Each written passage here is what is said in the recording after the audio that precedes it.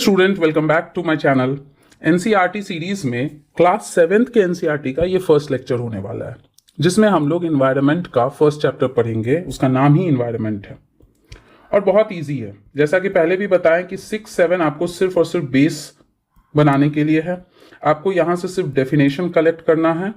बहुत डिटेल जो है ना यहाँ पे आपको नहीं जानना है। यहाँ आप अपने आंसर के लिए एक इंट्रो बनाएंगे, चीज़ों को डिफाइन करना सीखेंगे, तो इसमें इतना बहुत ज़्यादा डिटेल की डिमांड आपको नहीं करनी है। पिछले जितने भी 6 के चैप्टर्स थे उन सारे चैप्टर्स को डील कर लिया गया है। अगर आपने नहीं देखा, लग रहा है कि आपको देखना है, तो आप डिस्क्रिप्शन में दिए गए लिंक से जाके उन प्लेलिस्ट को विजिट कर सकते हैं। मैराथन वीडियोस भी हैं और इंडिविजुअल चैप्टर्स भी हैं, जिसमें कहीं पे कोई दिक्कत हो आप उसको देख सकते हैं। सारी फैसिलिटीज अवेलेबल है। आर्टिकल्स के पूरे आपके प्लेलिस्ट क्रिएट किए गए हैं। कुछ चीज़ों का ट्रिक्स भी बताया गया है, स्पीशीज भी है, तो आप देख सकते हैं।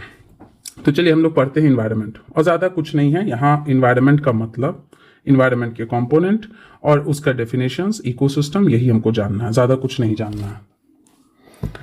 तो फटाफट इसको हम क्या करते हैं ना, अलग से बता देते हैं, उसके बाद क्वेश्चन आंसर कर लेंगे। देखिए, कोई भी चीज़ है कि कोई भी एक ऑर्गेनिज्म है, उसके सराउंडिंग में कुछ भी है, कुछ भी उसके चारों तरफ, एनीथिंग। तो anything in the surrounding, anything in its surrounding, हम उस सराउंडिंग को क्या कहते हैं? हम उस सराउंडिंग को कहते हैं इन्वायरमेंट।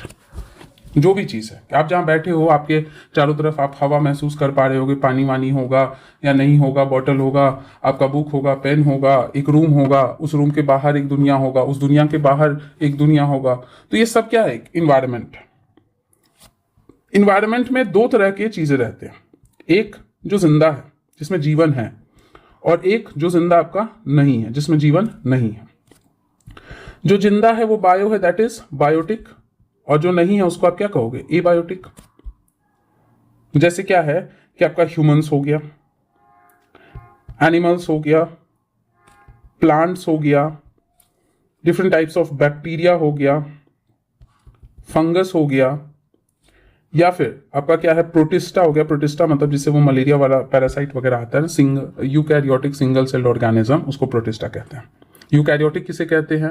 तो ऐसा कोई भी ऑर्गेनिज्म जिसके पास सेल है और उस सेल में जो छोटे छोटे ऑर्गेनल्स है उनमें मेम्ब्रेन है। मेम्ब्रेन वाले ऑर्गेनल्स दिखते हैं। न्यूक्लियस है, डीएनए है, तो डीएनए के बाहर एक कवरिंग दिखता है, तो उसको यूकैरियोट कहते हैं। तो ये सब आ गया आपके किस में? बायोटिक में। एबायोटिक में क्या हो गया? जिसमें जान नहीं है। एयर हो गया, वाटर हो गया, लैंड हो गया, डिफरेंट टाइप्स ऑफ ऑब्जेक्ट्स हो गए, पेन, पेंसिल, कटर, रबर, ये सब हो गया। तो ये नॉन लिविंग थिंग्स है। अब आता है कि भाई इन्वायरमेंट और हैबिटेट में क्या फर्क होता है। देखिए, कुछ भी चीज है, एनीथिंग, हम उसको कहेंगे क्या? इन्वायरमेंट। इन्वायरमेंट, या इसको ऐसे करके कह सकते हैं, इन्वायरमेंट एंड हैबिटेट। हैबिटेट आम भाषा में समझो घर। तो एनीथिंग, कुछ भी चीज है जो हमारे सराउंडिंग में है, हमको सराउंड कर रहा है, घेरे हुए, तो हम उसको क्या कहते हैं? इन्वायरमेंट। हैबिटेट होता है place where living beings live, जहां रहते हैं उसको हम कहते हैं हैबिटेट। जैसे क्या हो गया एग्जांपल? फॉरेस्ट। फॉरेस्ट में लायन रहता है, तो फॉरेस्ट इसके लिए क्या बन गया? हैबिटेट। टाइगर रहता है, हैबिटेट हो गया। हैबिटेट क्या होता है? एक ऑर्गेनिज्म का एक से ज्यादा हैबिटेट भी हो सकता है, और एक हैबिटेट कई ऑर्गेनिजम्स के लिए भी हो सकता है। तो ये नोट करके पॉइंट याद में रखिएगा कि one organism can have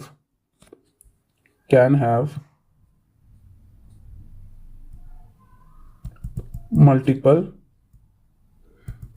habitats and one habitat can contain multiple organisms। जैसे अभी एक जंगल है, एक जंगल में आपके क्या है? लायन, टाइगर, एलिफेंट, वुल्फ, सब रह सकता है। या एक टाइगर को ही ले लो, तो एक टाइगर हो सकता है, या एक लायन ले लो, एक लायन हो सकता है कि वो फॉरेस्ट में भी मिले और वो ग्रासलैंड में भी मिले, कोई दूसरी जगह पे भी मिले, किसी जू में भी मिले। तो ऐसा एक से ज्यादा हैबिटेट हो सकता है। इसके अलावा क्या है कि अर्थ पे आपका ना 3 कंपोनेंट होता है, 3 सेक्शन होता है। एक सेक्शन जिसे हम कहते हैं एटमॉस्फियर। एटमॉस्फियर कौन सा है? गैसियस कंपोनेंट है, गैसियस कंपोनेंट है एनवायरनमेंट का। एक हो गया आपका हाइड्रोस्फियर, ये कौन सा कंपोनेंट है? लिक्विड कंपोनेंट है।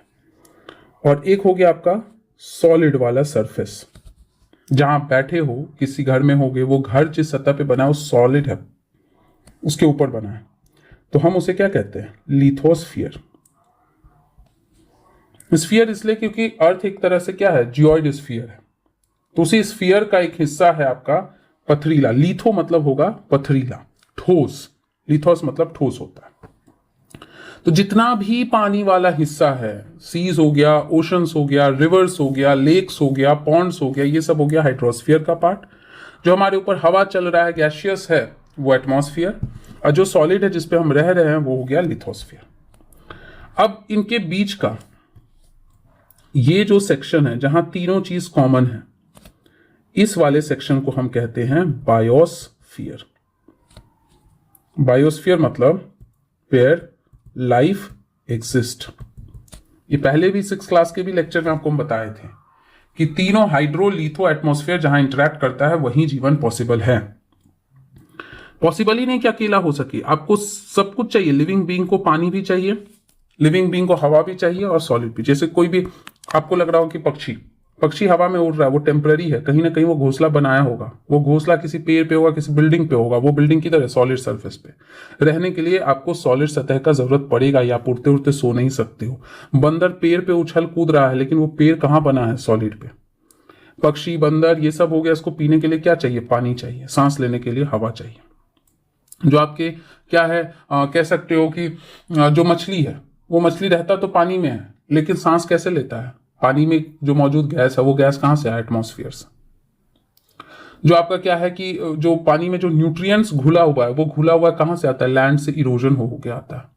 कहीं पे रेस्ट करने के लिए हमेशा तैरता नहीं रहता है, कहीं रेस्ट करने के लिए एक सरफेस ढूंढता है, वो सॉलिड सरफेस ढूंढता है, उसको हम कहते हैं लिथोस्फीयर का हिस्सा। तो तीनों चीज जहां पे भी जीवन होगा उसको हम कहेंगे बायोस्फीयर, जहां तीनों चीज अवेलेबल होगा। उसके अलावा इस चैप्टर में क्या है, तो जो इन्वायरमेंट है ना, वो इन्वायरमेंट को humans have constantly changed as per their need. Environment ऐसा नहीं कि कांस्टेंट रहा है, हमेशा इन्वायरमेंट को जो है ना ह्यूमंस ने चेंज किया है। प्लस क्या है कि इन्वायरमेंट को नेचर ने भी चेंज किया है। Nature also changed. जैसे मान लो अर्थक्वेक आ गया, वोल्केनो आ गया तो बहुत सारे गैसेस, बहुत सारा लावा वावा बह गया, गर्म हो गया, तो इन्वायरमेंट में एक टेम्परेचर का चेंज आ गया। अर्थक्वेक आ गया, फट गया, अंदर से जमीन से जो है धूल वगैरह उड़ रहा है, जमीन का कॉन्फ़िगरेशन चेंज हो गया, एक तरह से चेंज हो गया, लाइफ बिल्डिंग ये सब का लॉस हो गया। ह्यूमंस भी कर रहा है, जंगल वंगल काट के घर वर बना रहा है, तो एक तरह से जहां फॉरेस्ट होना चाहिए वहां डेवलपमेंट कर रहा है, तो इंबैलेंस क्रिएट कर रहा है। तो अगर यही चीज excessive humanization of nature leads to exploitation plus degradation and plus pollution.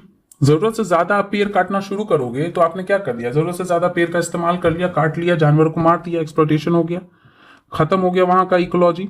पेड़ हटेगा, सॉइल इरोजन हो जाएगा, कोई जड़ ही नहीं रहेगा उसको होल्ड करने वाला, हवा पानी चलेगा, इरोजन हो जाएगा। पेड़ था तो वो क्या करता था? CO2 को एब्जॉर्ब करता था। अब पेड़ ही नहीं है तो हम जो भी ऑर्गेनिज्म हो तो सांस लेके छोड़ रहा है, CO2 ऐड कर रहा है, तो ग्लोबल वार्मिंग हो जाएगा, पोल्यूशन का प्रॉब्लम आ जाएगा। तो ये सब हम लोग कर रहे हैं। तो इतना ही बेसिक चीज है, मतलब 5-6 चीज का आप डेफिनेशन जाने, इससे ज्यादा अभी कुछ नहीं है।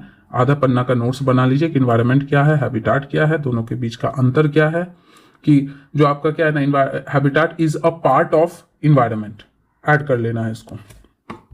Habitat is a part of environment, मतलब ये है ना कि entire environment can not be habitat, but habitat is surely a part of environment, ये कह सकते हो। जैसे है ना कि पूरा कॉलोनी मेरा घर नहीं है, लेकिन इतना भी तय है कि मेरा घर उसी कॉलोनी में मौजूद है, बस वैसे ही आप समझ सकते हो। तो फटाफट इसका हम लोग क्वेश्चन आंसर करते हैं और उसके बाद देख लेते हैं बुक में क्या है, कुछ नया चीज है कि नहीं।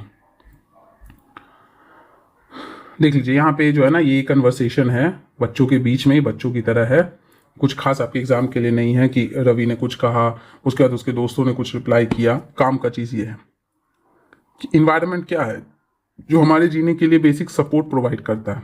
हमारे आसपास जो भी चीज मौजूद है उन सबको आप क्या कहोगे, इन्वायरमेंट कहोगे। इन्वायरमेंट जो है, how do humans beings modify environment, अभी जस्ट बताएं कि हम लोग ये सब कर रहे हैं कि जब तक कंट्रोल में था ना कि हाँ थोड़ा बहुत पेड़ काट लिए, फल ले लिए, कोई दिक्कत नहीं है, लेकिन जैसे ही हमने क्या किया ना, जरूरत से ज्यादा चीजों को काटने लगे, जानवरों को मारने लगे, जो हम नदी वगैरह उसमें कचरा फेंकने लगे, समुद्र में कचरा फेंकने लगे, तो हम एक तरह से क्या करें, वाटर, एयर, सॉइल सबको पॉल्यूट कर रहे हैं। यही इंपॉर्टेंट चीज है आपका यहाँ पे। और इधर कुछ बच्चों का अपना क्या है ना कि कन्वर्सेशन है, उससे आपको कोई खास मतलब नहीं होना चाहिए। उसके अलावा है कि यहाँ पे जो इन्वायरमेंट है, उस इन्वायरमेंट में देखिए क्या है कि कई सारे कंपोनेंट्स हैं। देखो बताए थे ना कि इन्वायरमेंट में कुछ भी जो चीज प्रेजेंट है आपके आसपास, जो भी चीज है, हम ह्यूमंस हैं, ऑब्जेक्ट्स है, जो भी वो ऑब्जेक्ट हो सकता है नेचुरल हो सकता है क्या हो, ह्यूमन मेड हो, जो भी चीज, ये सब जो आप नाम ले लीजिए, जो आप कहिए कि भाई मेरे आसपास मेरे पापा है, मम्मी है, हाँ ठीक है, वो भी इन्वायरमेंट का हिस्सा है, आप उनके लिए इन्वायरमेंट का हिस्सा हो। मेरे आसपास हवा चल रहा है, अच्छा मेरे आसपास एक बॉटल प्रेजेंट है, मेरे आसपास एक कार प्रेजेंट है, एक स्कूटी प्रेजेंट है, या फिर मेरे आसपास जो है ना बगल में एक जंगल है छोटा सा, सब इन्वायरमेंट का हिस्सा है। इन्वायरमेंट के आपके दो पार्ट होते हैं, एक हो गया आपका बायोटिक जो लिविंग है, और एक एबायोटिक जो कि नॉन लिविंग है। क्या देख रहे हो, जो भी चीज है, एनीथिंग जो सराउंड कर रहा है, उन सबको हम क्या कहेंगे, इन्वायरमेंट। जो लिविंग है वो आपका बायोटिक, और जो नॉन लिविंग है वो एबायोटिक। इन्वायरमेंट वर्ड फ्रेंच के इन्वायरनर वर्ड से आया। अब ये यूपीएससी आपसे नहीं पूछेगा, लेकिन अपने मन से मेंस आंसर राइटिंग में अगर आपसे पूछ रहे इन्वायरमेंट से कुछ रिलेटेड, तो आप ऐसे डिफाइन कर सकते हो, जिसका मतलब ये होता है नेबरहुड। अधिक सेटिस्फाई कर रहा है भाई, मेरे बगल में जो है, नेबर में जो है, वो सब इन्वायरमेंट है। नेचुरल इन्वायरमेंट में क्या आएगा, जो नेचर का चीज है, नेचर ने जो बनाया, लैंड, वाटर, एयर, एवरीथिंग, वो सब नेचुरल है। पेड़ पौधे जो अपने से बन गए, नेचुरल है। तो यहाँ पे देखिए क्या है, लिथोस्फीयर क्या होता है, सॉलिड क्रस्ट होता है। ये इसके ऊपर अब जो सॉलिड चीज है, आप उस पर क्या क्या देखते हो, आप उस पर क्या देखते हो, सॉइल देखते हो। उस सॉइल में आपको क्या देखने को मिलता है, माइक्रोब देखने को मिलता है। उसमें आपको क्या देखने को मिलता है, मिनरल देखने को मिलता है। उसमें क्या देखने को मिलता है, ह्यूमस। पेड़ पौधा जानवर जब मर जाता है तो टूटता है ह्यूमस के फॉर्म में।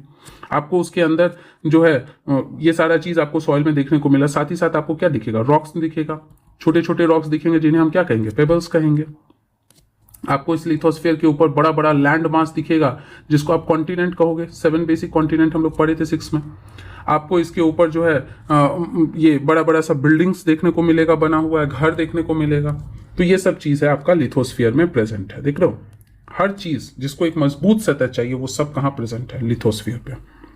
तो देख रहे हो, ये पूरा का पूरा देख कितना बढ़िया डायग्राम है। ये पूरा है इन्वायरमेंट। उसके अंदर देखिए आप, पानी वाला हिस्सा को क्या कहा है, हाइड्रोस्फीयर। जो ये जमीन वाला हिस्सा है, ये आपका कहाँ है, क्या है, लिथोस्फीयर है। और जो ये हवा वाला हिस्सा है, ये आपका क्या है, एटमॉस्फेयर। जहां देख रहे हो हवा वाला पार्ट, अलग कलर लेते हैं, हवा वाला पार्ट भी है, ये हवा वाला पार्ट है।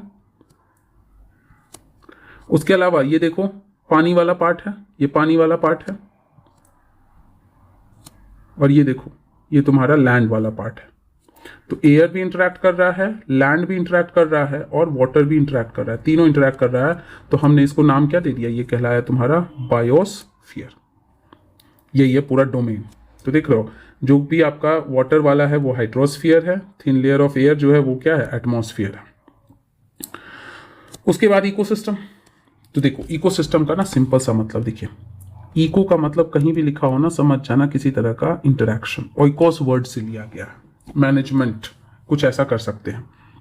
एंड सिस्टम, जब भी कहीं सिस्टम लिखा हो ना, तो समझ जाना कोऑर्डिनेशन की बात हो रही है, कोऑर्डिनेशन। तो जब भी क्या है ना कि बायोटिक का एंड बायोटिक एबायोटिक का इंटरैक्शन होता है, और वो कैसा होता है, कोऑर्डिनेटेड मैनर में, उसका जो सबसे बेसिक यूनिट वो कहलाता है क्या, इकोसिस्टम। सिंपल सा।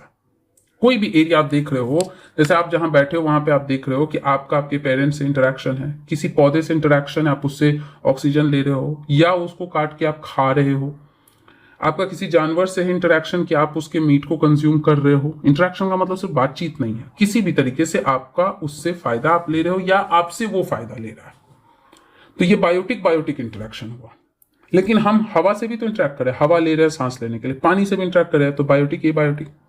तो यही जो इंटरेक्शन का सबसे छोटा यूनिट है कि छोटे छोटे स्तर पे देख रहे हैं, पूरे वर्ल्ड को एज अ होल हम ना देख के छोटे छोटे स्तर पे देख रहे हैं, तो वही जो यूनिट होता है वो इकोसिस्टम है। अब इस छोटे स्तर को किसी के मेंटालिटी के हिसाब से, ये एक मेंटल कॉन्सेप्ट है, कोई कहता है कि छोटे छोटे लेवल में देखो, कोई कहता है नहीं पूरे अर्थ को एज अ होल देखो, तो रीजनल और ग्लोबल इकोसिस्टम में बांट लेता है। तो यहाँ पे देखिए वही चीज आपका दिया हुआ है कि it is system formed by interaction of all living organism. तो यही सारा चीज है कि भाई स्टोरी है, एनसीसी में था, रवि कैंप हुआ, गया केरला में, देखा बहुत सुंदर सुंदर प्लांटेशन है, बहुत अच्छा है। फिर कहीं और कोई जाता है तो वहां पे डेजर्ट दिखता है, फिर कहीं और जाएगा, आप जाओगे कहीं तो फॉरेस्ट दिखेगा, हम कहीं घूमने गए हमको हिली एरियाज दिखा, कोई कहीं गया उसको बीच दिखा। तो ये सब एक तरह से क्या है, इकोसिस्टम है। क्यों है? क्योंकि यहाँ पे एक तरह से आपस में सबके कोऑर्डिनेशन है, प्लस क्या हो रहा है कि आपस में इंटरेक्शन है, तो उसी को हम लोग कहते हैं क्या है, इकोसिस्टम। चलिए उसके बाद फटाफट हम लोग देख लेते हैं क्या, ये एक बार्टर सिस्टम का कॉन्सेप्ट दिया है। बार्टर सिस्टम 6 का लेक्चर जिसने भी देखा होगा उसको हम बताए थे, जब कमोडिटी से कमोडिटी का एक्सचेंज होता है ना, उसको हम कहते हैं बार्टर सिस्टम, कि आप मेरे से 1 किलो गेहूं ले लो और आप 1 किलो चावल हमको दे दो, तो उसको हम कहते हैं क्या है, बार्टर सिस्टम। ये एंशिएंट सिस्टम होता है एक्सचेंज का, हिस्ट्री में अभी आपको बताए थे। एक डे याद रखना 5 जून, ये तो सबको याद होगा, हम लोग क्लास 2 से ही पढ़ते आ रहे कि 5 जून को एनवायरमेंट डे मनाया जाता है, वन महोत्सव लोग ऑर्गेनाइज करते हैं, ये सब है। उसके बाद यहाँ पे वही है ह्यूमन एनवायरनमेंट। पहले क्या एक कॉन्सेप्ट था ना कि पहले अर्लियर बहुत पहले, अर्लियर इन द सिविलाइजेशन हम लोग पढ़ते थे क्या, नेचुरलाइजेशन ऑफ ह्यूमन, माने ह्यूमन नेचर के हिसाब से अपने आप को ढालता है। लेकिन अब हम लोग क्या पढ़ते हैं ना, ह्यूमनाइजेशन ऑफ नेचर। हमने इतना ज्यादा चेंज कर दिया है। तो यहाँ यही स्टोरी कह रहा है कि ह्यूमन का एनवायरनमेंट के साथ क्या रिलेशन है, कि ह्यूमन एनवायरनमेंट को समय समय पे अपने अनुसार बदलते रहता है, कभी अच्छा होता है कभी बुरा। अच्छा कैसे, जैसे मान लो क्या है कि कहीं पे बहुत बंजर पड़ा हुआ है, बट वो वहां जाके खाद पानी देके पेड़ पौधा लगा दिया, तो अच्छी बात है, ये फॉरेस्टेशन हो गया। लेकिन पेड़ था काट दिया तो गलत बात है। तो ये वही चीज को जो है ना एक्सप्लेन करता है, और कुछ खास नहीं है। क्वेश्चन आंसर कर लेते हैं, मतलब यहाँ आप ज्यादा कुछ पढ़े नहीं हो, आप इन्वायरमेंट का मतलब जाने हो, इकोसिस्टम का मतलब। अच्छा, इन्वायरमेंट, इकोसिस्टम और हैबिटेट में अगर कोई फर्क पूछे एक बार बता देते हैं। Environment, ecosystem and habitat.